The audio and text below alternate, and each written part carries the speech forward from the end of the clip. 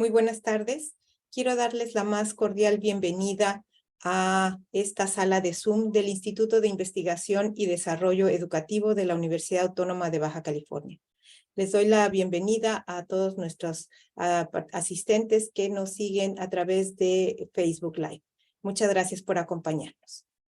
El Consejo Mexicano de Investigación Educativa abre anualmente una convocatoria a las instituciones de educación superior y a la comunidad académica del país para organizar foros regionales. Este año, la zona noroeste propuso un foro sobre evaluación, práctica docente y mejora escolar. Este foro regional, en el que estamos hoy participando, está organizado entonces por la UABC, el Instituto Tecnológico de Sonora y la Universidad Autónoma de Sinaloa. Celebramos la posibilidad de establecer vínculos con instituciones hermanas para realizar este tipo de encuentros. Esta es la tercera sesión del foro regional. En la primera se contó con una conferencia magistral del Dr. Mario Rueda con el tema de evaluación docente ante las demandas actuales. La segunda actividad fue una mesa con el tema de evaluación y mejora escolar, reflexiones y nuevas prácticas. Esta tercera sesión tiene como tema central la práctica docente en el marco de las políticas educativas. El foro va a cerrar con un encuentro de jóvenes investigadores relacionando sus experiencias y estrategias metodológicas para el estudio de la evaluación. La mesa de hoy nos parece muy relevante. Todos somos testigos de los efectos de la pandemia en la práctica docente en educación superior. Otros efectos que pueden reconocerse en las políticas institucionales y afectan la práctica docente son los cambios que se han propuesto en el marco de la política sexenal vigente. Algunas de las preguntas relativas a este tema que hemos planteado son: ¿qué cambios hay en las prácticas docentes? ¿Qué se espera respecto al del desempeño de los docentes? ¿Cómo se entiende la evaluación en el marco de la mejora escolar? Hoy tenemos la oportunidad de escuchar las reflexiones de 3 especialistas en el tema. Nos distingue contar con su amable presencia y agradecemos mucho su colaboración y la posibilidad de intercambiar ideas al respecto de este tema. Nos acompañan la doctora Edna Luna, del Instituto de Investigación y Desarrollo Educativo de la UABC, el doctor Pedro Sánchez, de la Facultad de Educación de la Universidad de Yucatán, y el doctor Juan Fidel Zorrilla, del ISUE de la UNAM. Cada uno de ellos tendrá 15 minutos para exponer su planteamiento y al final de la mesa atenderemos con gusto sus preguntas y comentarios. Les pido por favor que anoten en el chat del Zoom o del Facebook sus comentarios para que al final podamos hacérselos llegar a los especialistas que hoy hacen el honor de acompañarnos. Muy bien, vamos a iniciar con la doctora Edna Luna. Voy a ir leyendo las semblanzas conforme se van presentando nuestros especialistas.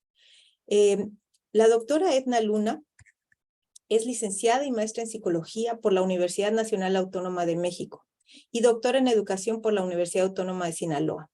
Es investigadora titular del Instituto de Investigación y Desarrollo Educativo, del IDE, de la Universidad Autónoma de Baja California. Es editora científica de la Revista Electrónica de Investigación Educativa de 2011 a la fecha. Su línea de investigación es la evaluación educativa, en particular, la evaluación de la docencia y la evaluación de la formación profesional. Es miembro del Sistema Nacional de Investigadores Nivel 2, del Consejo Mexicano de Investigación Educativa y es coordinadora de la Red de Investigadores sobre Evaluación de la Docencia. Ha escrito numerosos artículos en revistas especializadas, capítulos de libros y libros. Ha coordinado proyectos nacionales y participado como responsable por México en proyectos financiados por la Unión Europea. Asimismo, su labor como docente se ha distinguido en la formación de investigadores y la formación de recursos de alto nivel, tanto en el ámbito de posgrado como de licenciatura en México. Fue integrante de la Junta de Gobierno de la Universidad Autónoma de Baja California en el periodo de 2014 a 2020. Bien, pues vamos a escuchar el día de hoy su presentación. Le agradezco mucho su presencia. Esta presentación lleva el título de Desafíos de la docencia universitaria, una nueva realidad. Muchas gracias, Edna. Adelante. Muchas gracias, doctora Graciela Cordero. En principio, deseo agradecer la oportunidad de estar en esta mesa, de los compañeros y colegas que nos acompañan, y voy a dar inicio compartiendo mi pantalla a la presentación.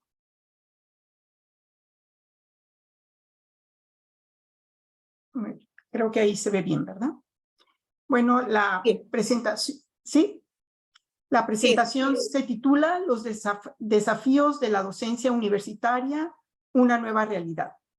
En términos generales, lo que voy a comentar con ustedes el día de hoy es las bases de la discusión al introducirnos a lo que es la discusión sobre la docencia universitaria, en donde abordaremos la enseñanza como una actividad compleja determinada por el contexto institucional, la docencia post-pandemia, lo que son las competencias docentes en los diferentes niveles educativos y algunas consideraciones finales. ¿Cuáles son las premisas básicas a partir de las cuales me gustaría iniciar esta presentación? En principio, señalar que la docencia alude a la actividad profesional de enseñar que se realiza en contextos institucionales. Siempre que vamos a hablar de la docencia universitaria, la circunscribimos a un contexto institucional, lo que implica que las acciones individuales del docente no pueden analizarse de forma independiente al contexto donde se desarrolla. Por lo general, en las primeras décadas, cuando nosotros abordábamos el análisis de la docencia, se circunscribía y se centraban los estudios en lo que es la figura del profesor. Sin embargo, posteriormente en la figura del alumno también se incluye, y en este momento es muy importante, los estudios están haciendo énfasis en la importancia que tiene el contexto donde se desarrolla la docencia. En este sentido, la calidad de la enseñanza involucra tanto la interacción entre el docente y el estudiante, como el conjunto de programas dirigidos al profesorado, a la atención del estudiante, así como la infraestructura y el equipamiento que la institución pone a disposición de ellos para el desarrollo de la formación profesional. En otras palabras, no podemos hablar de calidad de la enseñanza sin hacer un análisis del contexto en el cual ésta se está llevando a cabo. La docencia es uno de los elementos esenciales del proceso educativo.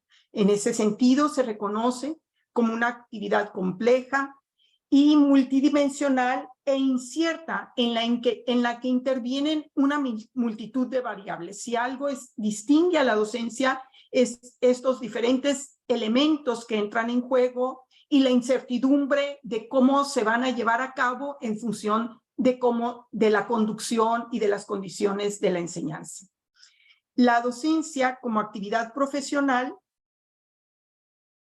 se define por saber enseñar e implica poseer los conocimientos suficientes sobre la lógica y condiciones que inciden sobre su desarrollo.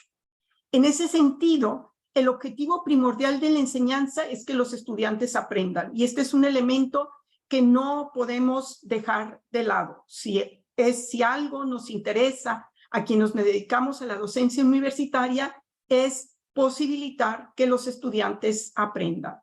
Dado que la docencia como actividad depende del contexto, su acción puede ser muy variada, responde a las características de la realidad institucional, del modelo pedagógico y del escenario educativo. Entonces, se complejiza analizar la actividad docente porque, dado que es contextualizada, va a depender del contexto, entra en juego la realidad de la institución, el modelo pedagógico que la institución está promoviendo y los escenarios de práctica. En ese sentido, nosotros en este momento estamos reconociendo diferentes escenarios en los cuales se lleva la práctica docente. Al analizar la docencia en la universidad, no estamos, por un lado, obviamente está el aula tradicional como nosotros la conocemos, pero también están otros escenarios como son los escenarios de práctica supervisada, lo que pasa, por ejemplo, en la enseñanza de la medicina, en los hospitales, la enseñanza de la odontología o de las ciencias médicas en esos escenarios de práctica, todo lo que tiene que ver con la enseñanza mediada por la tecnología. También involucramos a la actividad del docente en las tutorías y en este momento de manera preponderante también consideraríamos a las asesorías. Bajo estas consideraciones, el cuestionamiento es ¿a qué nos interpela la vivencia de la pandemia? O sea, nosotros pasamos por lo que conocimos como la pandemia, 2 años, y el cuestionamiento desde que vivíamos en la pandemia y post-pandemia es ¿qué aprendimos durante la pandemia? Yo creo que de los aprendizajes centrales, novedosos, o que la pandemia nos puso enfrente, es el papel fundamental que tiene el bienestar emocional y con ello todo lo que tiene que ver con los aspectos interpersonales. Tradicionalmente, en lo que sería la educación universitaria, este elemento del bienestar emocional había sido poco estudiado. Sin embargo, durante la pandemia se nos reveló que el bienestar emocional es importante, es fundamental, y no solo por parte de los estudiantes, sino también por parte de los docentes. Otro de los elementos que se puso de relieve es la importancia que tiene la enseñanza híbrida, donde el manejo de la tecnología como recurso pedagógico tiene un papel relevante. O sea, de hecho, nosotros sobrellevamos la época de la pandemia gracias al manejo de las tecnologías, al uso de la tecnología, y en este momento se esperaría que este manejo de la tecnología se haya asumido por parte del profesorado como una estrategia importante de su práctica docente. Y otro elemento que es fundamental en este momento es la imperativa necesidad de la formación en competencias transversales. O sea, estas competencias transversales no solo como una actividad o como una competencia del profesor, sino la necesidad de involucrar a los estudiantes y de promocionar en los estudiantes las competencias transversales. Y el cuestionamiento que hacemos también es, ¿qué sabemos sobre los efectos de la pandemia en los estudiantes? ¿Qué tanto hemos estudiado lo que pasó con nuestros estudiantes durante la pandemia? En mi opinión, uno de los efectos más palpables y crudos que estamos viviendo en este momento es el marcado incremento en las tasas de reprobación. Si algo tenemos en este momento en las materias y que tradicionalmente habían sido consideradas como en donde los estudiantes reprobaban mucho, o en los programas en donde hay una alta tasa de reprobación y de reprobación, las cifras lo que nos dicen es que este problema se acentuó después de la pandemia o en estos momentos. Por lo tanto, el siguiente punto sería, ¿cuáles son estas competencias docentes que se tendría que desarrollar por parte del profesorado en los diferentes niveles educativos? Por un lado, tenemos, y están ampliamente reconocidas, las competencias genéricas que son transversales a todos los niveles educativos, pero que se toman su particularidad o especificidad de acuerdo al nivel. Digamos, la planeación educativa. La planeación educativa es una competencia fundamental tanto para el nivel de preescolar como lo es para el nivel de universitario. Sin embargo, la planeación que realiza un profesor es completamente distinta o toma sus particularidades dependiendo del nivel. Hablemos de evaluación de los aprendizajes. La evaluación de los aprendizajes es una competencia genérica que toma particularidades dependiendo del nivel en el cual se aplique. Y también están las competencias específicas determinadas por el contexto disciplinar, educativo y pedagógico. Como pensemos otra vez en cuáles son las competencias específicas que un docente que es médico que enseña en una residencia médica o que enseña en un hospital tendrá que llevar a cabo. Las competencias que va a dar, que tendrá que trabajar, tendrán su particularidad dependiendo del contexto, ¿no? Y en ese mismo sentido está el tema relevante de las habilidades genéricas, más allá de lo específicamente disciplinario. En este sentido es, ¿cuáles son las habilidades genéricas que el profesor debe de poseer para poderlas enseñar dependiendo del nivel en el cual está trabajando? Habilidades genéricas como el manejo del lenguaje, como el manejo de la tecnología, como los idiomas, como promover el trabajo colaborativo y la cooperación, etcétera. Estas habilidades genéricas, estas habilidades transversales que el profesor tendrá que poner en juego, tendrá que poner a la disposición y promover en los estudiantes. Muy bien.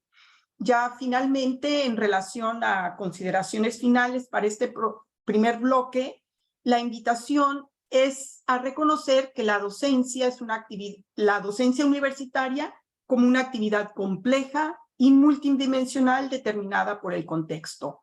Que la calidad de la docencia no depende solo del profesor, sino también está determinada por el contexto en el cual se lleva a cabo.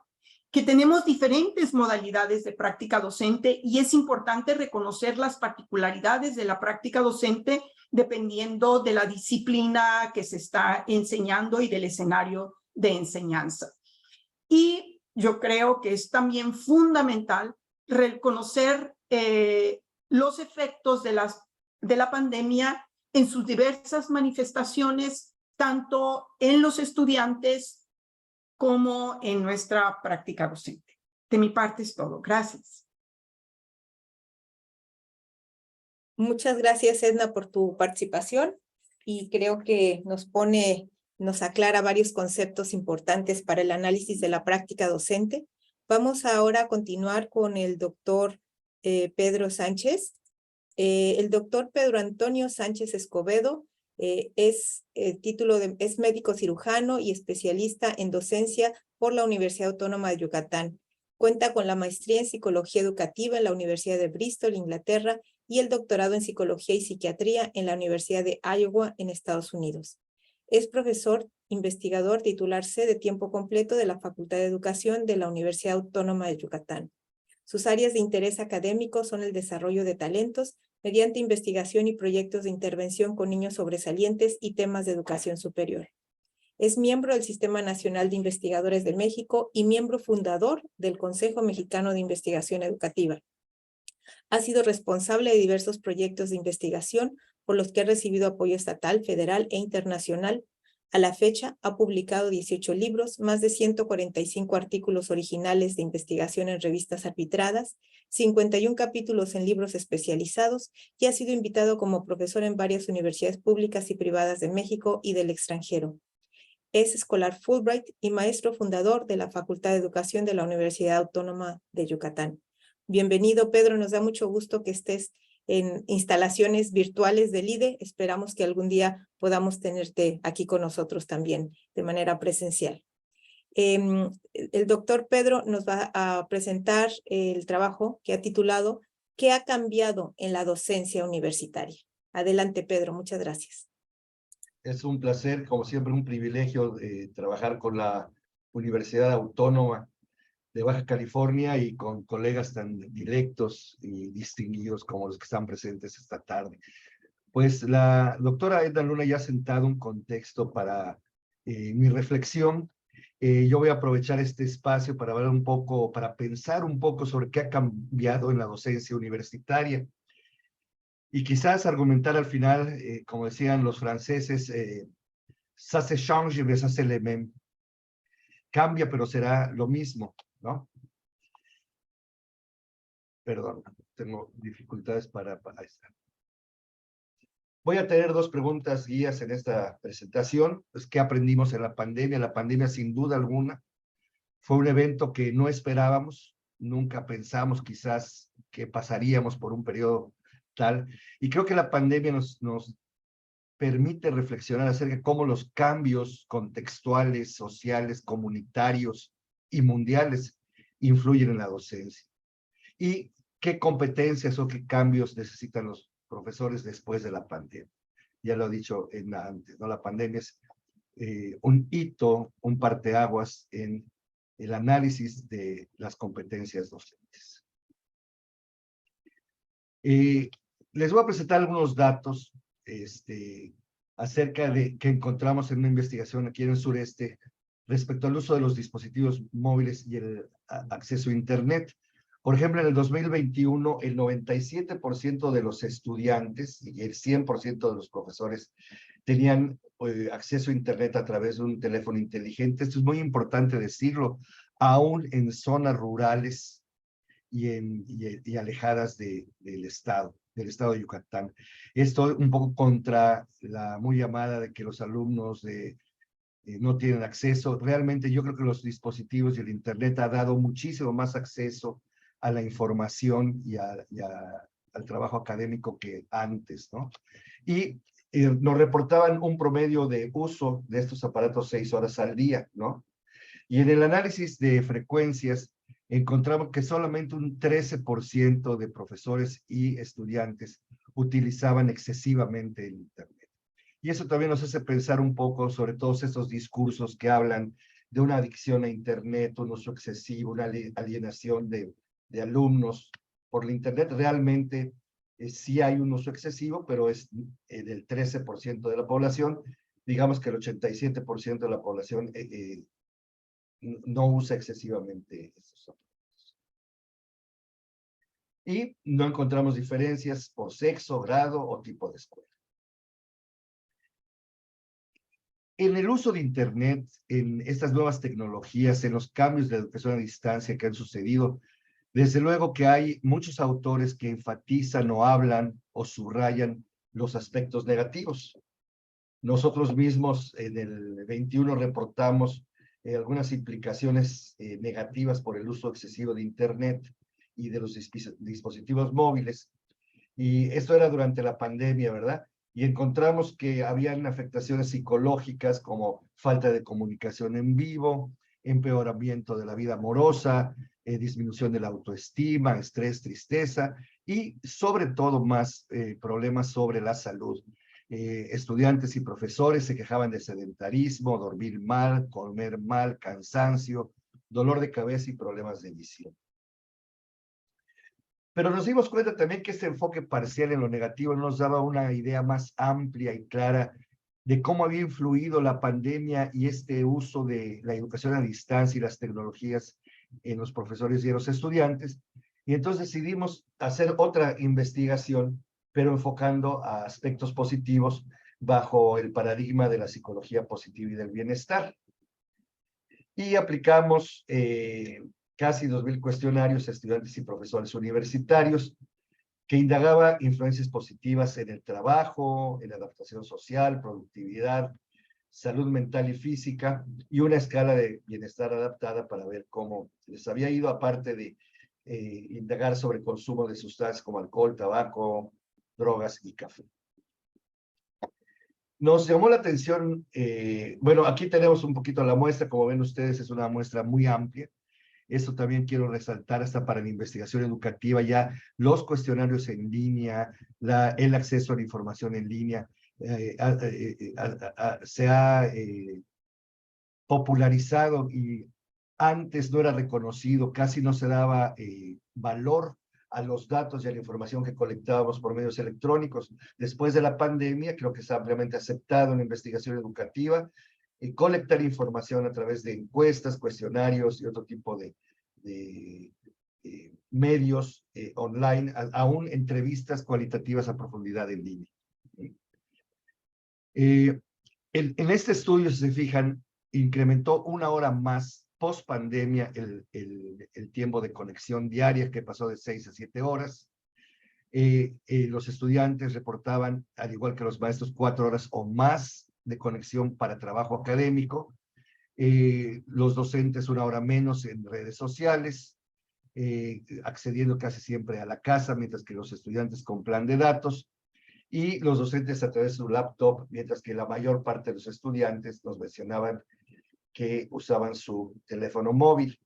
Y la plataforma más comúnmente utilizada es en la que estamos ahora, que es la plataforma de Zoom. Aquí tenemos las dimensiones que exploramos: la adaptación social, que tiene que ver con el contacto con otros; la productividad laboral, en el caso de los estudiantes, cómo hacían sus tareas y las entregaban; en el caso de los profesores, cómo instruían o daban tareas o supervisaban y daban tutoría a los estudiantes; y desde luego teníamos preguntas relativas a la salud mental y física. Los resultados nos muestran que durante la pandemia no solamente hubo un daño negativo en la productividad, sino muchos profesores y los estudiantes reportaban que su productividad había sido mejor. Y desde luego que las áreas donde menos bienestar o un poco de más afectación habían tenido era la salud física y en la salud mental, todo esto consistente con nuestro estudio de impacto negativo previo.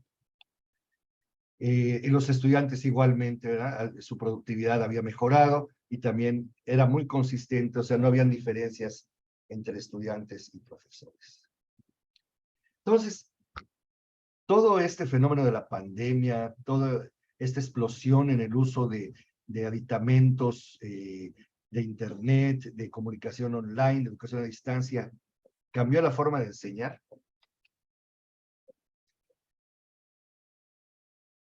En muchos casos, no. Vimos persistencia, como hemos visto a través de todos estos años que trabajamos en la universidad, de todos estos años que hemos hecho estudio de seguimiento sobre nuestras especializaciones en dociencia. Nos dicen que muchos profesores enseñan igual toda la vida. Independientemente de políticas educativas, hemos visto a lo largo de estos años y sexenios que las políticas cambian y los profesores siguen haciendo lo mismo, dan clases como ellos mismos fueron enseñados, dan clases sobre todo de acuerdo a sus aspectos de personalidad, a los materiales que ya tienen preparado, a sus rutinas, a sus rimas, a sus dinámicas. Los profesores tienden a perseverar en sus formas de enseñar, sobre todo si las perciben exitosas y si tienen sentimientos de autoeficacia en su manera de enseñar. También poco ha cambiado en la forma de enseñar los estímulos al desempeño académico. Quizás más que nada han influido en la forma de calificar. Los modelos académicos que muchas universidades estatales adoptamos no tuvieron casi ningún impacto en muchos de los estudios que hemos hecho en la forma de enseñar. Modas teóricas en el aprendizaje que fueron auge en ciertas épocas, como el constructivismo, el aprendizaje por competencias, la programación por objetivos específicos, tuvieron poco impacto también. Y esperamos también que los contenidos de los libros de texto tengan poco impacto en las prácticas educativas, ya que también hay estudios que muestran que los profesores usan ciertos contenidos, pero tienden, independientemente de los libros, a hacer sus mismas rutinas y seguir lo que hacen. ¿Qué ha cambiado y por qué ha cambiado? Y esto es lo que quiero hacer la reflexión para poder platicar después. Los cambios radicales que he observado en lo personal, en la docencia, se deben a las nuevas tecnologías. Por ejemplo, yo que estoy viejito, puedo decir que el gran parteaguas de mi carrera docente fue pasar del pizarrón, que durante años llegaba con mi pantalón lleno de tiza, con el pelo lleno de gis, con horas de escribir pizarrones, a usar las nuevas tecnologías, el PowerPoint y el Word. Quizás muchos de los estudiantes que nos escuchan ahora nunca tuvieron una clase en pizarrón, pero desechar el pizarrón y el GIS fue no a ninguna política educativa, fue gracias al surgimiento de las tecnologías, del PowerPoint. Igual usar Word y los manuscritos, ¿verdad? Antes todo era a mano, era manuscrito, se calificaba la ortografía, la gramática. Ahora nos enfocamos a las ideas, ya que los procesadores de texto abordan muchísimo y te ayudan a corregir gramática, ortografía y sentido. Otro cambio importantísimo en mi visión fue la aparición de Internet y la posibilidad que los estudiantes puedan acceder a toda la información posible más allá de la clase. Antiguamente, la labor fundamental de los profesores era proveer información y muchos de las formas de evaluar eran controles de lectura, exámenes de memoria, verificar que el alumno haya adquirido esta información que hoy por hoy puede encontrar en cualquier hora, en muchos sitios, en su teléfono móvil. Y esto ha movido, en mi parecer, la enseñanza universitaria más que a compartir información, a enfocarse a resolución de problemas, a procesos de pensamiento, a pensar sobre la información y a niveles de juicio y elaboración que antes no existían. Igual la comunicación. Ahora contamos con miles de medios de comunicación que antes no teníamos. Tenemos grupos de chat en las clases, tenemos nuestras plataformas de clase, tenemos materiales en la nube y podemos llevar un proceso más dinámico de enseñanza a lo largo del semestre con todas estas opciones de comunicación. Podemos también aumentar el contacto con el alumno con la educación en línea.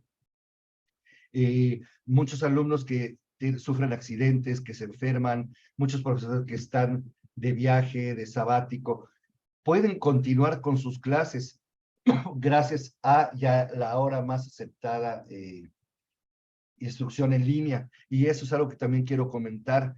Tal parece que ya toda vez que la pandemia se ha resuelto, se tiende a volver a poner en primer término al salón de clase. El salón de clase es muy importante, el contacto humano es fundamental, la comunicación en vivo es muy importante, pero no podemos dejar de justipreciar y valorar la capacidad que ahora tenemos de poder hacer las cosas en línea. De hecho, hace 30 años, este mismo foro sería imposible de hacer si nosotros, cada uno de nosotros viajara a algún punto. Yo tendría que viajar al otro punto del país, de Yucatán a Baja California, el doctor Juan Fidel de la Ciudad de México, Baja California, y no podríamos tener esta interacción como lo estamos teniendo ahora. Y finalmente, evidentemente, todos estos cambios en la docencia han cambiado también las formas como evaluamos al alumno. Y a la evaluación que hacen los estudiantes del maestro. ¿Qué aprendimos? Pues yo diría que hoy por hoy debemos de reconocer que todos los profesores y los estudiantes deben tener habilidades digitales. Y en los estudiantes es mucho más fácil porque son casi nativos digitales. Nosotros tuvimos que aprenderlas, tuvimos que desaprender cosas previas para poder acceder a las nuevas tecnologías.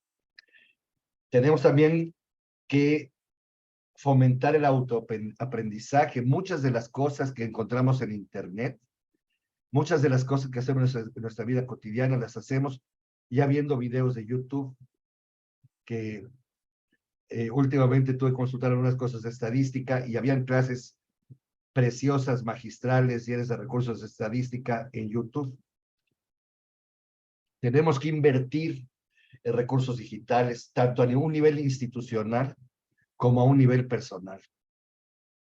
Profesores y estudiantes debemos tener los aditamentos de vanguardia con alta capacidad para poder hacer nuestro trabajo y reinvertir en nuestro modo de vida.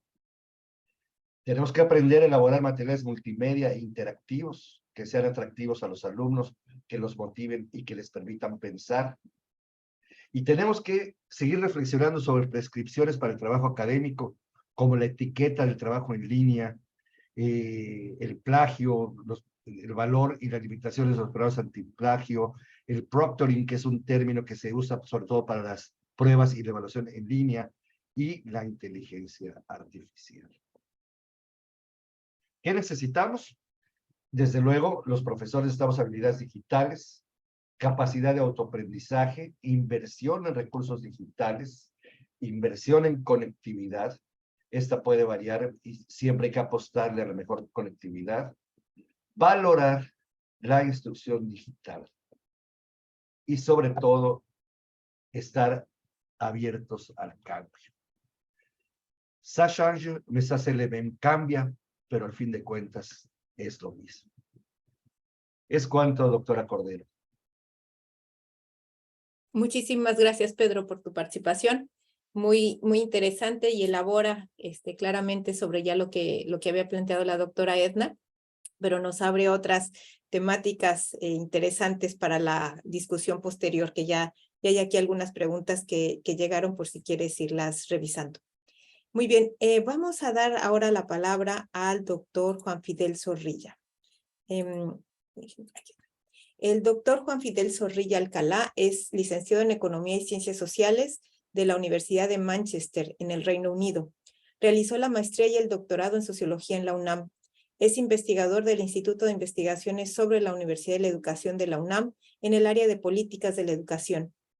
Destaco 3 de sus líneas de investigación: políticas educativas, procesos académicos y áulicos en la educación media superior y superior, análisis histórico y sociológico del sistema educativo mexicano, evaluación y análisis de planes y programas de estudio, de programas de formación de profesores y de programas de intervención didáctica. Es miembro del Sistema Nacional de Investigadores y del Consejo Mexicano de Investigación Educativa. Actualmente imparte seminarios en los posgrados de Pedagogía y de la Maestría en Educación Media Superior de la UNAM. Ha sido consultor externo de organismos internacionales como la OCDE, UNESCO, BID. En México, ha sido consultor de la Secretaría de Educación Pública y de las Secretarías de Educación del Estado de México y de San Luis Potosí, así como de organismos como Coneval, INE, CREFAL y ANUYES. Es fundador de la Universidad Politécnica en San Luis Potosí en 2001, de la que es miembro de su junta directiva hasta la fecha. El doctor Juan Fidel Zorrilla es uno de los especialistas más reconocidos en el país en educación media superior. De ahí que el tema que ahora nos va a proponer para revisar es precisamente la práctica docente y el uso del tiempo de clase en la educación media superior. Muchas gracias, Juan Fidel, por acompañarnos y adelante, por favor.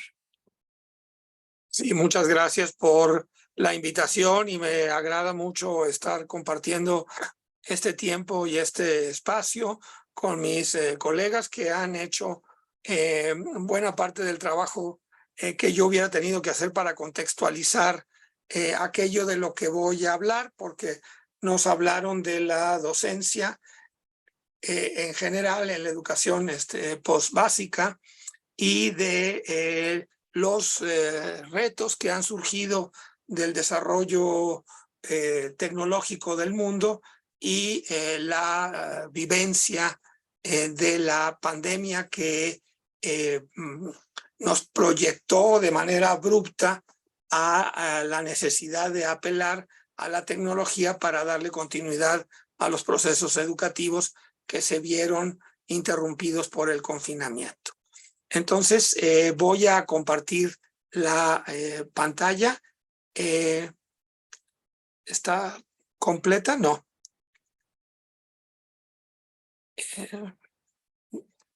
Muy bien. ¿Se está compartiendo la pantalla? Así es, Muy doctor. Si gusta ponerlo en modo presentación nada más. Sí, nada, ajá. Déjame ver. Ya. Perdón, aprovecho la interrupción para recordarles a las personas que nos siguen por el Facebook que si pueden poner sus preguntas en el chat para que me las hagan llegar y yo pueda pasárselas a los ponentes. Muchas gracias. Estoy teniendo aquí problemas con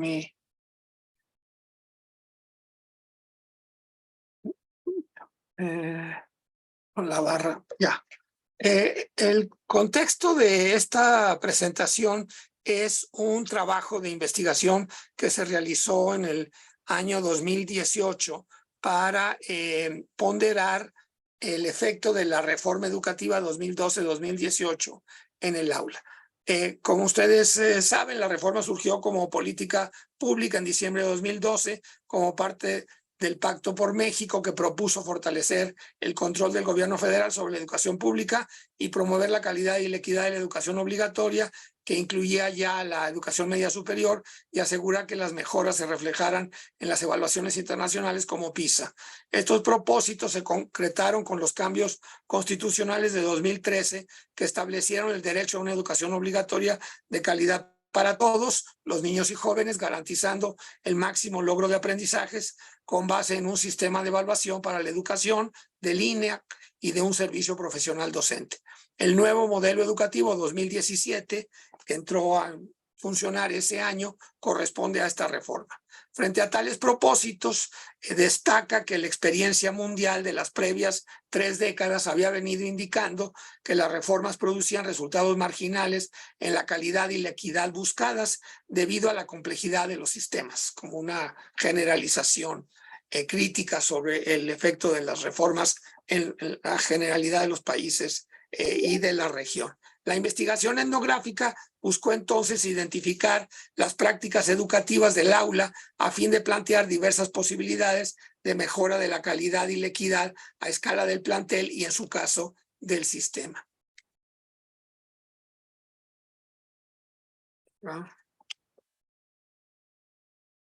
En el trabajo de campo interesaron las especificidades de las prácticas de enseñanza-aprendizaje en relación con el tiempo de trabajo para desarrollar las habilidades genéricas de lectura y escritura académica, así como de matematización para la resolución de problemas afines a PISA.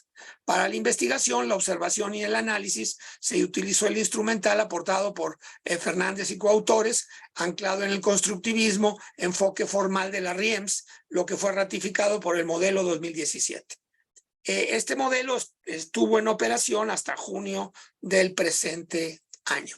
La investigación se llevó a cabo con 4 grupos de alumnos de la EMS de primer semestre en 4 escuelas diferentes de 3 entidades del centro del país, Estado de México, Hidalgo y la Ciudad de México, 2 de bachillerato general y 2 de bachillerato bivalente. Las observaciones se realizaron en una asignatura de comunicación y en otra de matemáticas para el mismo grupo de alumnos en cada escuela. Entonces, en cada escuela se vio un grupo y en ese grupo se vio al grupo en matemáticas y en comunicación. Se priorizaron las relaciones de congruencia entre 4 dimensiones del proceso educativo de acuerdo con el enfoque de Fernández. ¿Qué enseñan los profesores? ¿Cómo enseñan los profesores? ¿Qué hacen los alumnos? ¿Cómo interaccionan y se comunican el profesor y los alumnos? Hallazgos importantes. ¿Para qué enseñan efectivamente los profesores? Se distinguió entre actividades de transmisión y recepción de contenidos, conceptos, procedimientos, actitudes y actividades educativas prácticas. Debe señalarse que casi todos los procesos educativos observados corresponden a la categoría de actividades de transmisión y recepción de conocimientos expositivos. Esto es relevante ya que en ningún caso estuvieron presentes como objeto efectivo de la docencia observada las actividades como elaborar preguntas abiertas, contestar preguntas que requieren procesos cognitivos complejos y desafiantes, realizar una redacción o un artículo, elaborar presentaciones gráficas, proyectos, juegos mentales o cualquier otro tipo de actividad de esta índole. Se puede afirmar que prácticamente la totalidad de las observaciones realizadas durante casi 2 meses en las 4 escuelas, en las 2 asignaturas, mostraron como objeto efectivo llevar a cabo actividades de transmisión o de recepción de conocimientos expositivos. Quizá deba mencionarse una condición material importante que tenían todas estas 4 escuelas, pero no las tienen todas las instituciones del país. Ya que se debe señalar el hecho de que en todos los 4 planteles se trató de clases con una duración estatutaria de 50 minutos, lo que en términos prácticos limita severamente la realización de actividades y el tiempo que se utilizó para el tipo de actividades señaladas. Perdón. Hallazgos importantes 2. Para cómo enseñan los profesores se distingue entre las actividades de gestión, dar instrucciones sobre cómo ejecutar una tarea o designar actividades a los alumnos. Las actividades de indagación sobre el conocimiento previo del alumno sobre el objeto de la clase, presentando preguntas cerradas o presentando preguntas abiertas, 3, las actividades de transmisión de conocimientos, presentando conocimientos, diferenciando entre descripción de conocimientos, procedimientos, actitudes, clasificación de las características de los mismos o comparación o relación de los conceptos, procedimientos y actitudes con otros distintos, explicación de un fenómeno o proceso a partir de un modelo conceptual o explicación o planificación procedimental. Un cuarto tipo son las actividades de evaluación de la comprensión de los alumnos en clase y el quinto, la organización del trabajo de los alumnos en el aula. La casi totalidad de las actividades educativas observadas mediante el trabajo de campo se distribuyeron entre las de gestión de actividades y las de transmisión de conocimientos. No se observaron actividades de indagación sobre el conocimiento previo del alumno, como tampoco actividades de evaluación de la comprensión de los alumnos. La organización del trabajo de los alumnos sí tiene lugar, pero su propósito es verificar que algunos la hayan realizado y se hacen comentarios genéricos y se pasa a lo que sigue. Hallazgos importantes 3. En todos los casos observados, en los 4 planteles, en las 2 clases de lectura y de matemáticas, las acciones docentes fueron de presentación de instrucciones y presentación de conocimientos y de procedimientos. En la presentación de conocimientos y de procedimientos se utilizó en todos los casos la descripción de conceptos o procedimientos. En algunos casos se hicieron ejercicios, se dio un tiempo corto para hacerlos y luego se pidieron al azar algunos resultados haciéndose comentarios sobre si se entendió o no y se pasa a lo siguiente en el programa que tiene el profesor para llevar a cabo su docencia. Respecto a las actitudes, es preciso indicar que aparecen en las clases observadas no en relación con los conceptos o procedimientos descritos, sino únicamente en relación con el esfuerzo del docente por mantener la disciplina y el orden en el salón. Al volver al observado, cabe señalar que respecto a la presentación de conocimientos o de procedimientos, es apropiado mencionar que no se observaron prácticas relativas a clasificación de las características de conceptos, procedimientos o actitudes, o comparación o relación de los conceptos, procedimientos o actitudes con otros distintos, o explicación de un fenómeno o proceso a partir de un modelo conceptual, o explicación o planificación procedimental en la que se analizan las estrategias, operaciones o decisiones. Con este dato se ratifica la tendencia observada que devela una inercia en las prácticas educativas de la docencia que se constriñe a la presentación de conceptos y procedimientos en un nivel descriptivo y a realizar estas actividades de manera somera y rápida, enunciándolas, repitiéndolas con otras palabras y dando 2 o 3 ejemplos del modo de emplear el procedimiento a ser aprendido o haciendo algunos ejercicios al azar. En lo que respecta a lo que hacen los alumnos, debe de partirse de que el papel de los alumnos en el panorama descrito anteriormente se ubica en una franja muy estrecha de interacción que se describe como la de un conjunto de personas que dan respuestas a preguntas y ejercicios, que en realidad esas preguntas y ejercicios son parte de la transmisión de un conocimiento a cargo del profesor o de quien designe el profesor para que se presente un contenido o parte de un contenido del programa, como ocurre cuando se les encarga a los alumnos que por equipo presenten un capítulo de un libro, que es una tarea de exposición y transmisión de conocimientos, que corresponde a la docencia y a lo que hacen los profesores en la mayor parte del tiempo, o en casi todo el tiempo.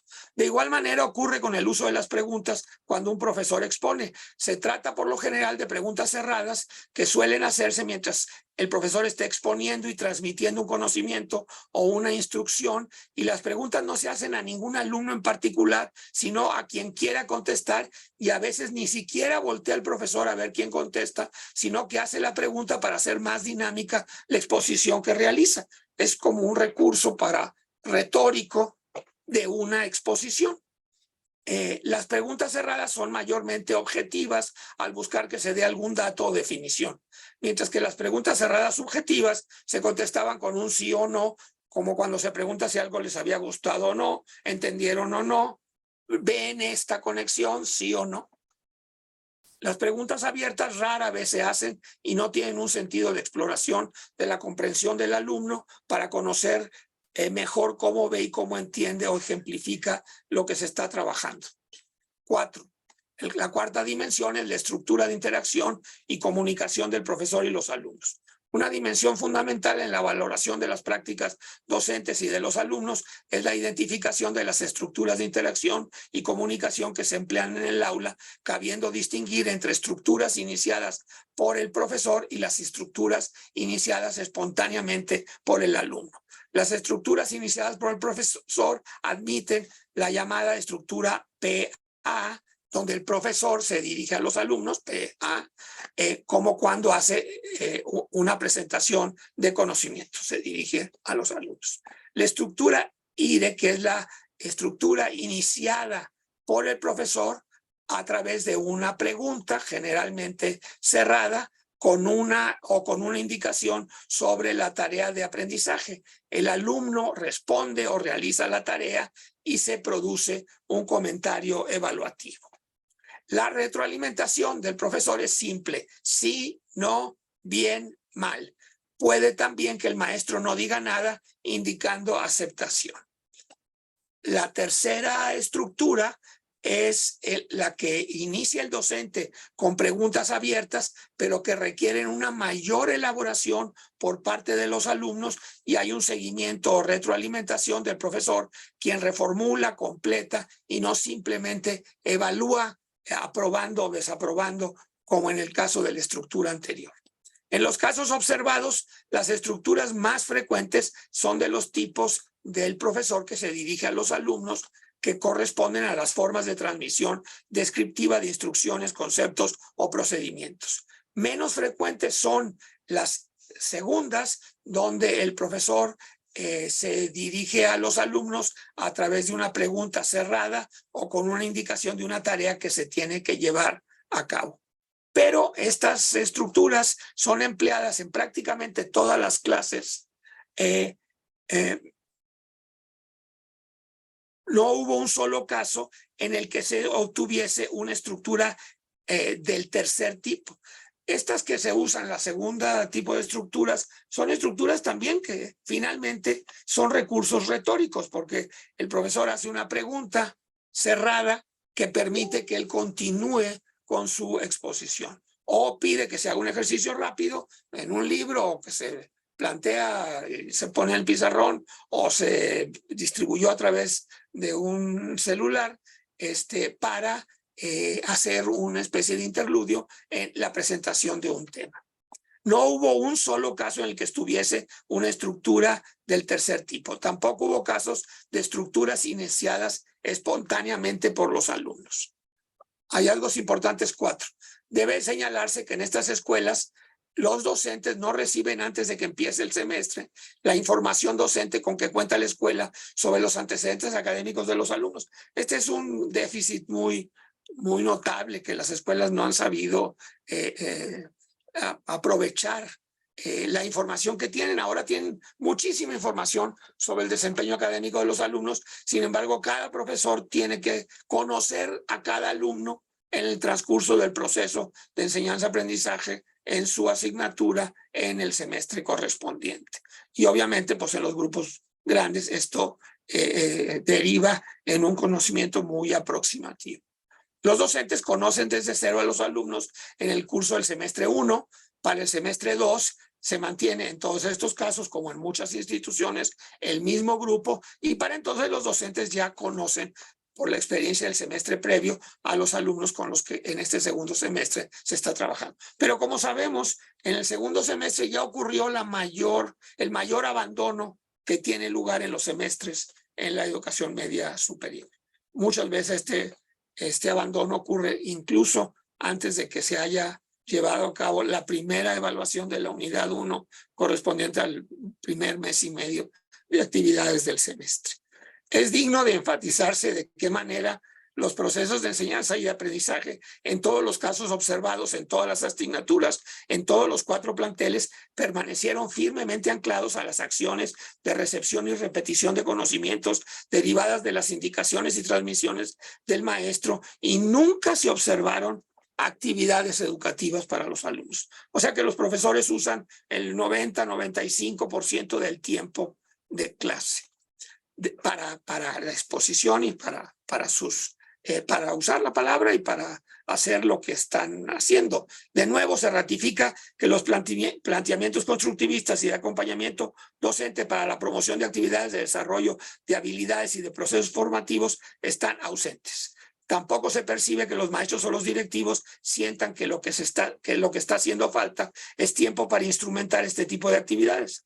La oferta de cursos que han frecuentado, en su caso los maestros, no ha sido sobre las prácticas educativas constructivistas, sino más bien acerca del constructivismo como una teoría o una vertiente del pensamiento pedagógico, no como un conjunto amplio y rico de prácticas educativas. También aparece que el problema que los docentes y directivos perciben respecto a la falta de tiempo es la relativa a poder exponer todo el programa o hacerlo más detenidamente, o sea, contar con más tiempo para seguir hablando y seguir usando casi la totalidad del tiempo el profesor en exposición o en gestión de esa exposición. Este conjunto de situaciones apuntarían a un sesgo muy fuerte en el funcionamiento del sistema por impulsar una formación con base en programas enfocados en contenidos conceptuales y procedimentales. Conclusiones tentativas. Las exposiciones de los docentes al transmitir aparecen como un acto de cumplimiento con la obligación de presentar ante un público áulico un tema del programa y no retrasarse en el avance programático. El famoso ya vimos esto, cuando uno se acerca a un grupo y uno menciona un tema, hay alumnos que dicen, eso ya lo vimos. Yo siempre me he preguntado, ¿qué quiere decir? Ya lo vimos. Y a lo que he llegado es que en esta lógica quiere decir, yo estuve presente en un lugar donde alguien habló sobre eso.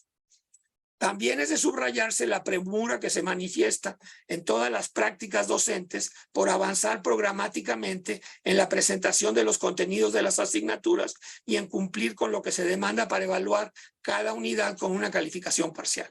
Debe de cuestionarse si estos modos de cumplimiento con el programa, con el avance programático y con los parciales son un aprendizaje como el que plantean los planes de estudio y los programas de asignatura y un modelo educativo que se autodefine como constructivista. Recomendaciones. Impulsar un diseño de políticas que identifiquen las formas de trabajo con los alumnos como un asunto de interés fundamental para asegurar que los alumnos tengan tiempo y espacio para llevar a cabo actividades de aprendizaje y que puedan recibir retroalimentación formativa, que no se recibe en ninguna circunstancia.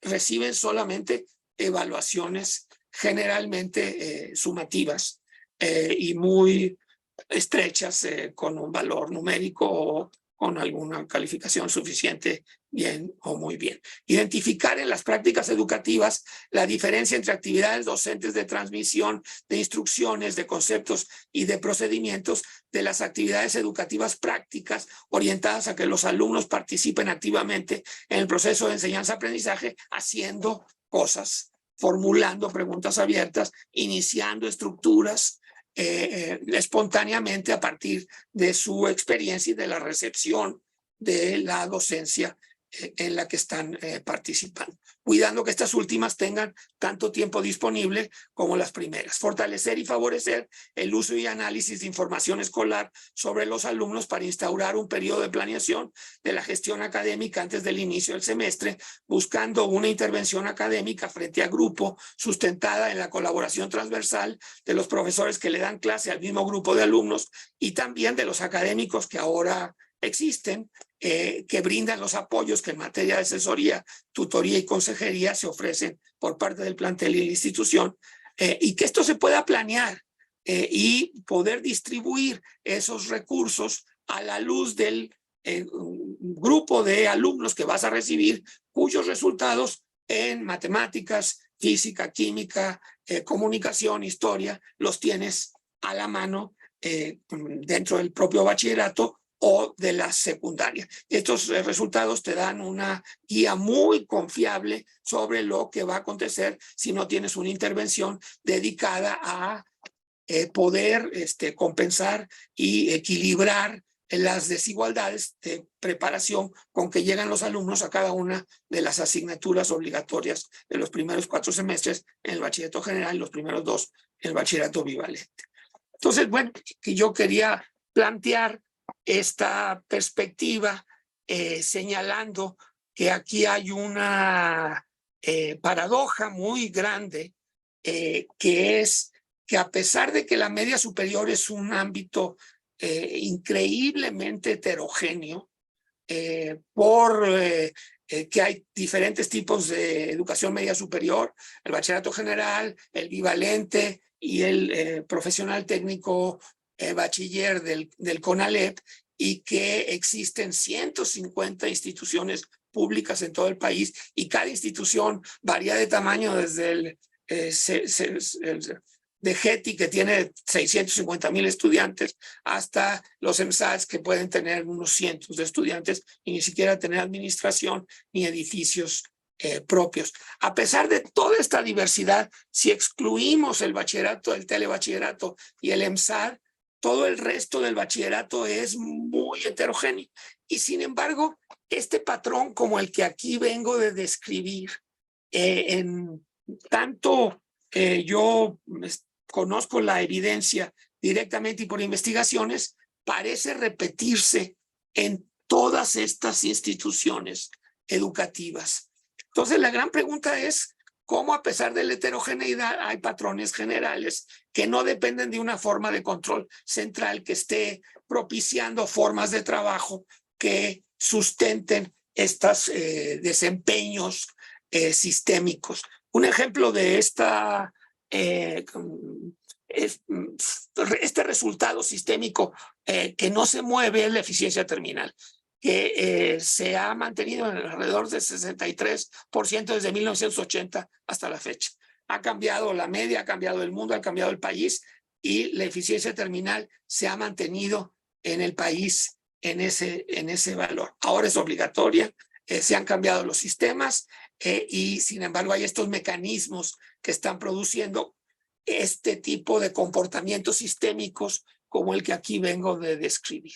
Entonces es un gran reto dar cuenta de esta homogeneidad en algunos comportamientos sistémicos, a pesar de la gran heterogeneidad de la educación media superior.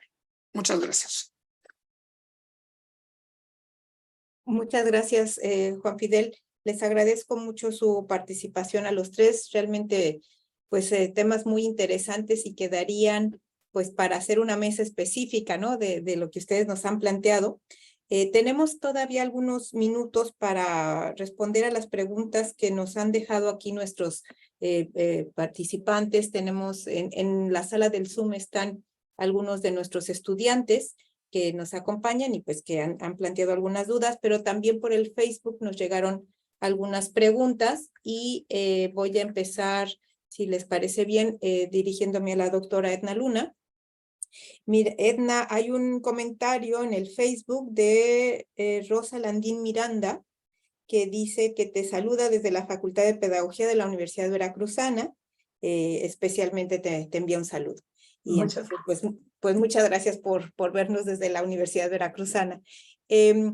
Quisiera, Edna, si pudieras atender la pregunta que hace una de nuestras estudiantes, Karen, que dice, ¿cuáles han sido las opciones para estudiar la influencia de la pandemia en el aspecto emocional de los profesores y su relación con la enseñanza? Y junto con esta, otro estudiante les pide a la mesa algunos referentes relevantes en Latinoamérica sobre el tema de la docencia en educación superior. Muy bien, muchas gracias. Pues muchas gracias por la asistencia, por la oportunidad de compartir. Bueno, yo, tal como lo señalé en mi presentación, uno de los temas que se revelaron como de gran importancia es el tema del bienestar emocional de los docentes. Nosotros se había puesto, por lo menos en educación superior, el énfasis había estado, si es que estaba, en el bienestar de los estudiantes, pero no de los docentes. Entonces, yo creo que una manera de entrarle al estudio del bienestar de los docentes es conocer si existen climas de seguridad y emociones positivas en las instituciones o en los centros escolares. Bueno, cómo se encuentra el centro, cómo se manejan las cuestiones emocionales en cada institución. Y yo creo que también tendría que irse a ver investigar sobre si las competencias emocionales tienen un papel en la formación de los profesores. O sea, si el manejo de las competencias emocionales de forma positiva tienen un papel en la formación de los profesores. ¿Qué tan formados estamos los profesores o se nos ha formado o cómo los profesores manejamos las situaciones de conflicto, de la convivencia, del diálogo, etcétera, ¿no? ¿Cómo gestionan los profesores sus emociones positivas, negativas en las situaciones de conflicto en las cuales nos enfrentamos? Tradicionalmente se dice que la docencia es una de las actividades más aisladas, ¿no? Está el profesor solo en esta situación de interacción con los alumnos y resuelve solo cómo los enfrenta, ¿no? Entonces, el planteamiento es indagar, pues, cómo enfrenta el profesor esto y qué tanto apoyo tiene de forma institucional para resolver los conflictos, ¿no? En relación con la pregunta primera. En relación con la segunda, yo sugeriría pues toda la producción que se ha hecho que se ha generado a partir de la Red Iberoamericana de Investigadores sobre Evaluación de la Docencia. Nosotros nos hemos concentrado en la evaluación de la docencia, pero de manera explícita se trabaja docencia universitaria. Entonces hay una gran producción en los libros generados a partir de la RIED. Después podríamos pueden buscar la RIED, los libros están en la página de la RIED y posteriormente pudiera dar una lista de referencias, ¿no? Gracias. Muchas gracias, Edna, por tu participación. Quisiera pedirle a Pedro su intervención para ayudarnos a responder estas otras dos preguntas que están aquí, que dice, ¿cómo se pueden romper estas barreras encontradas de los docentes hacia el uso de las tecnologías en el proceso educativo, así como disminuir ese aspecto emocional con respecto a su uso, considerando los grandes avances en estas tecnologías, en especial con la influencia de la inteligencia artificial? Y hay otra pregunta que tiene que ver también con el tema del reto de la inteligencia artificial. Y tú lo mencionaste al final de tu presentación muy rápidamente. Yo creo que ese evidentemente es todo un tema que daría para otro foro completo, pero bueno, hay inquietud por conocer tu opinión al respecto. Si nos puedes hacer algunas precisiones. Y con mucho gusto, Graciela. Pues antes que nada, afirmar que la necesidad de la madre de la motivación, muchos de mis colegas, yo mismo, cuando nos vimos en la necesidad de dar nuestra clase en línea, pues tuvimos que aprender una o dos plataformas diferentes, tuvimos que aprender a usar las plataformas educativas. Y yo creo que, y eso es también una gran lección que nos dejó la pandemia. Yo creo que las cosas malas en la vida, no todas las cosas malas se hacen mal a largo plazo. La pandemia nos hizo cambiar, nos motivó, nos obligó a utilizar ampliamente el Internet, los medios digitales, la educación a distancia, las plataformas de enseñanza, los miles de recursos que existen. Y yo creo que esa es una tendencia irreversible. Por lo tanto, tenemos que autoaprender, tenemos que invertir y tenemos que ver cómo le sacamos más provecho a esto. Con respecto a la segunda, me parece que sí, efectivamente, creo que sería sujeto de un foro. Yo he seguido de cerca los argumentos del Sindicato de Actores de Hollywood, que son quienes escriben, digamos, los argumentos, los programas, todo, y cómo ellos se sienten muy amenazados por la inteligencia artificial, porque prácticamente estos programas como el chat GTP que mencionaban en el chat, prácticamente pueden armar un ensayo, te pueden armar una tesis. Y yo creo que esta es una discusión que debemos empezar a tener muy seriamente en la academia, de los pros y contras de la inteligencia artificial y cómo vamos a protegernos de esta sustitución de la formación del alumno por el uso de estos aditamentos y del profesor también por las grandes ventajas que tiene, no solo ya para dar información, pues, sino para construir. La inteligencia artificial, vaticino sin duda, va a llevar a cambios muy significativos en la docencia universitaria. Ujú, ujú. Y eso creo que será un tema de discusión a futuro que tenemos que estar muy pendientes. Sí, yo coincido contigo de que, digamos, si bien la pandemia nos hizo, digamos, revisar nuestra docencia universitaria, mucha de la docencia que se hacía seguía siendo tan tradicional como la que hacíamos frente al grupo, en pizarrón, ¿no? Como la que describe Juan Fidel, podía repetirse o reproducirse tal cual. Pero el tema del chat GPT nos va a hacer pensar qué es lo que estamos queriendo que nuestros alumnos aprendan y cómo lo aprendan, porque si seguimos con una docencia transmisiva como la que él describe con Claro. tanto detalle, pues realmente el chat GPT es una gran herramienta para nuestros estudiantes, pero nosotros, ¿qué vamos a estar haciendo? O sea, ¿cuál es el sentido, no? Entonces, sí, es interesante. Creo que podría ser todo un tema de análisis en futuras ocasiones. Para el próximo foro. Ándale, muy bien, muchas gracias.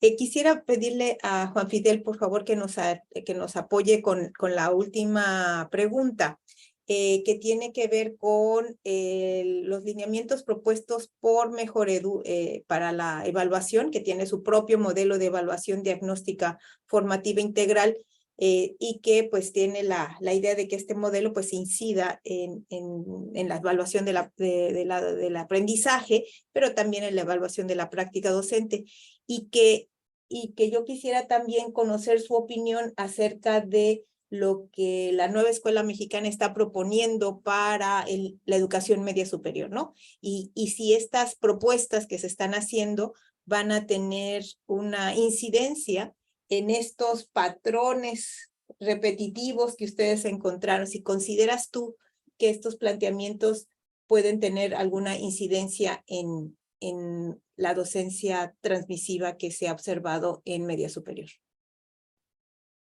Bueno, gracias por la pregunta.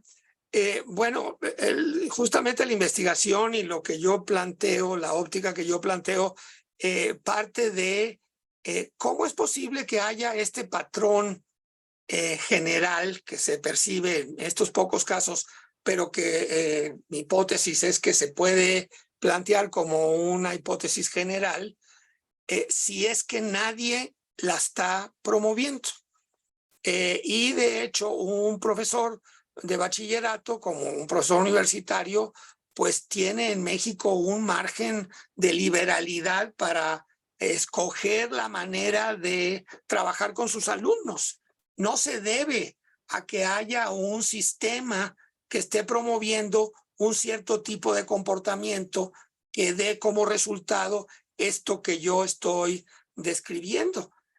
Y además se da en instituciones diferentes, federales, estatales, bivalentes, de bachillerato general, autónomas, podrían ser también las que estuvieran incluidas o de nivel superior. Entonces creo yo que tiene que ver con la relación de la escolaridad. La manera como organizamos la escolaridad es un problema más amplio de cómo se define la asignatura, la responsabilidad del profesor, la relación de la asignatura con el programa y la presión para ver el programa en su entera totalidad. Yo creo que eso ha llevado a que en los últimos 100 años, con mucha influencia de lo que pasó en los anteriores 30 años, a partir de los congresos pedagógicos de 1889 y 1889-91, en que, porque México siempre ha sido un país que en media superior y superior tiene un sistema de educación increíblemente descentralizado. Si bien la básica está centralizada, en la normal, en la superior y media superior está descentralizada entre lo federal y lo estatal. En cada entidad hay una descentralización enorme. Y dentro de cada institución hay una descentralización de los planteles. Entonces, en lugares donde hay muchos planteles, aquí en México hay instituciones que tienen 20 planteles, cada uno de ellos es diferente y la calidad es variada y los grupos que lo atienden y la población de alumnos es diferente. Entonces creo yo que la gran pregunta es, ¿qué lleva a que estos patrones se obtengan y se reproduzcan y continúen? Entonces yo creo que tenemos que revisar esto. Lo que es obvio empíricamente es que no hay tiempo para que los alumnos trabajen y reciban una retroalimentación. Entonces, si tú tienes ahora un referente para cómo organizar la relación maestro-alumno y cómo fomentar la evaluación formativa, que sabemos que es lo que se requiere.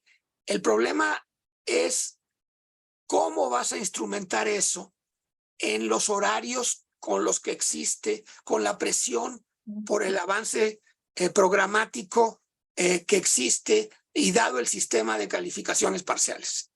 Entonces yo creo que ahí es donde están los mecanismos de reproducción, que hay un modelo generalizado de escolarización en todo el país, en un sistema altísimamente descentralizado administrativamente, curricularmente. Hay 150 instituciones, más de 30 acepciones curriculares diferentes, diversidad de recursos en los planteles, diferentes formas de contratos colectivos. Bueno, y sin embargo hay estos patrones de escolaridad. Entonces yo creo que tenemos que revisar esto, porque ya sabemos lo que se tiene que hacer, ya sabemos lo que se tiene que aprender, pero ahora que es obligatoria la educación media superior, no sabemos cómo asegurar que haya oportunidades equiparables y equitativas para todos, porque el sistema sigue siendo excluyente, selectivo y altamente sesgado a promover a cierto tipo de estudiante y a dejar fuera y llevar al abandono a ciertos otros tipos de estudiantes. Entonces yo creo que las nuevas propuestas para la media, que son diferentes de las de básica, tendrían primero que verse muy a fondo en relación con las condiciones en las que funciona la educación. Y mientras tengamos programas, con esto terminaría, programas para el componente básico. En el bachillerato, como ustedes saben, hay un componente básico obligatorio para todos.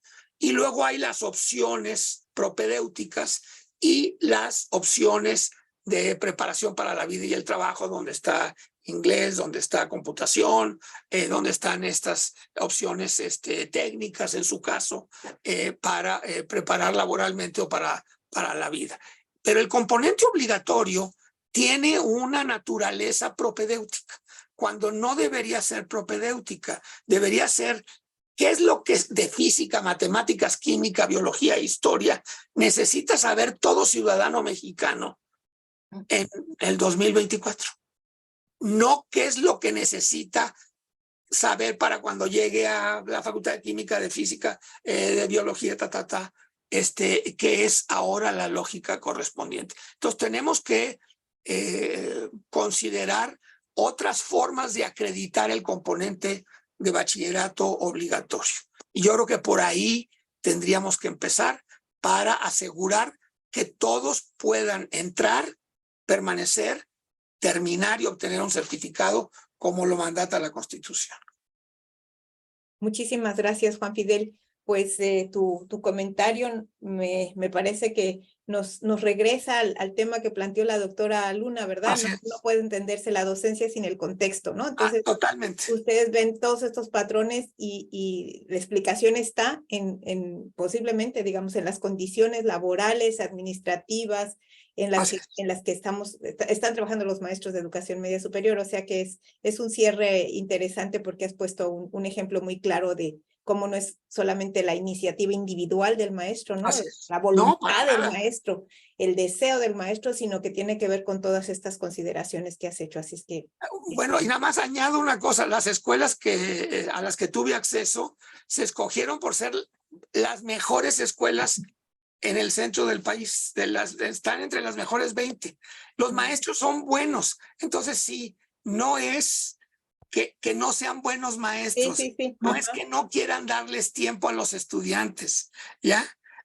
Es el sistema operando y por eso los cuatro planteles, 2 materias muy distintas, en 3 estados con subsistemas y se dan patrones análogos, ¿no? Muy interesante. Yo les agradezco mucho. Hemos llegado al cierre de la mesa. No sé si quieren decir algunas palabras ya de cierre.